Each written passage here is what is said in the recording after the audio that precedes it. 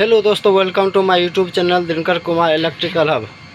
दोस्तों आज मैं आपको कंप्रेसर क्या है और कंप्रेसर के बारे में जानकारी दे रहा हूं। दोस्तों सबसे पहला तो ये लिखा व्हाट इज़ ए कंप्रेसर। आप कहीं इंटरव्यू में जाते हो तो आपसे पूछा जाता है भाई कंप्रेसर क्या है, तो आप सबसे पहले आप डिफिनेशन में ये याद कर लीजिए।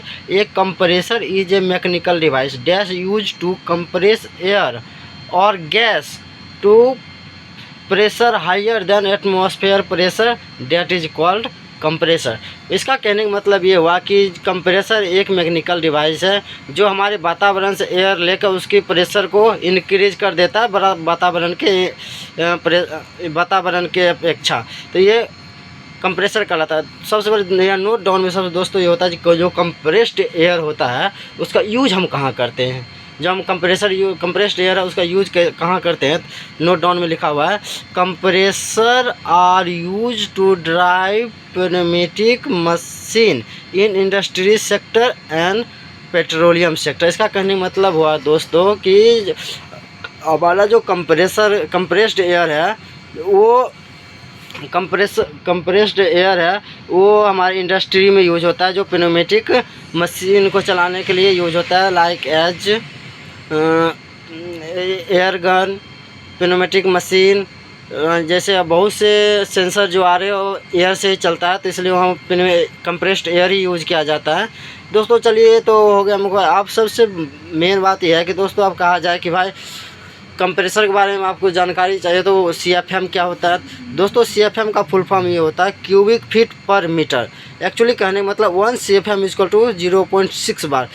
एक स्क्वायर मीटर एरिया में जितनी एयर का हमें वॉल्यूम चाहिए प्रेशर, उतने 1 मीटर एरिया में जितना प्रेशर लगता है उसे 1 CFM मीटर कहते हैं। दोस्तों सबसे और उसके आगे बात कहता है how to convert kilowatt to CFM। मान लीजिए आप इंटरव्यू में कहीं जाते हैं तो आपसे कहा जाए कि भाई हमारे पास ये किलोवाट से CFM में कैसे आप कन्वर्ट करोगे, तो उसका सिंपल फंडा है। दोस्तों सबसे पहले 1 किलोवाट, जैसे ये कह रहा है कि 1 CFM इक्वल टू 0.6 बार। एक मीटर स्क्वायर में जो 6 बार लग रहा है तो उसके आप कहेगा किलोवाट से CFM कन्वर्ट करने के लिए, तो 1 किलोवाट इक्वल टू 746 वाट। तो 746 वाट ना कह के 1 kilowatt equal to 6.0 bar pressure बनाता है। दोस्तों तब कह रहा है how to calculate kilowatt to ampere. अगर मान लीजिए आपके पास 1 किलोवाट का मोटर है, अगर वो 1 घंटे चल रहा है तो कितने एम्पियर करंट लेगा। दोस्तों जब वो 1 किलोवाट का मोटर है वो चलेगा तो 1.56 एम्पियर करंट लेगा। चलिए दोस्तों आगे बढ़ते हैं, आगे देखते हैं क्या कह रहा है। अगर मान लीजिए आप कहीं जाते हैं तो आपसे कहा जाए कि भाई हमारे पास 120 किलोवाट का कंप्रेसर है, तो ये 1 घंटा चलता है तो कितने कंप्रेस्ड एयर को प्रोड्यूस करेगा। तब सबसे बड़ा हमारे पास क्या 120 किलोवाट का कंप्रेसर टोटल। तो 1 किलोवाट इक्वल टू 746, तो 746 1 किलोवाट इक्वल 746 वाट।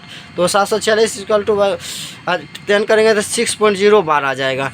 दोस्तों इतना करने के बाद चलिए आप इसको कहे जाए कि भाई आप 120 किलोवाट है तो इसको आप CFM में कन्वर्ट करके बताइए। तो कुछ नहीं करना दोस्तों, 120 किलोवाट है इंटू यहाँ पे गुना कर दीजिए 6 से। 6.0 है तो यहाँ 0.0 दशमलव के बाद अगर कितने भी जीरो लगा तो उसका कोई वैल्यू नहीं होता, इसलिए 120 इंटू 6 तो मतलब 720 CFM हो जाएगा। तो इसका मतलब कहने का मतलब ये हुआ कि अगर 120 किलोवाट का कंप्रेसर है तो अगर वो 1 घंटे चलते 720 CFM का एयर प्रोड्यूस करेगा। चलिए दोस्तों CFM टू किलोवाट, अगर हमसे कहा जाए भाई हमारे पास 2000 CFM का कंप्रेसर है तो हमें आप बताइए कि हमें वो कितना किलोवाट का हुआ। तो दोस्तों आपको पता है कि आप जब यहाँ हम किलोवाट से CFM में निकालना था तो यहाँ पे हम क्या गुना कर 120 इंटू 6 कर दिए तो क्या 720 CFM। तो यहीं पे कह रहा है CFM टू किलोवाट, तो 720 divided by 6 equal to 120 kilowatt. तो टोटल आपका कितना आ गया। तो आपको देखिए सबसे पहले आपको जब बोला जाए कि भाई किलोवाट से CFM कन्वर्ट कीजिए तो 1 इंटू 1 इक्वल टू 1.6 बार।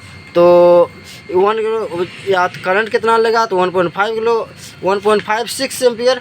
तो इसी हिसाब से 720 CFM का है, तो हमें 6 से उसको डिवाइड कर दिया तो हो गया 120 किलोवाट। आप बोलेगा तो 120 किलोवाट का कंप्रेसर है तो चलता है तो कितना एम्पियर करंट लेगा।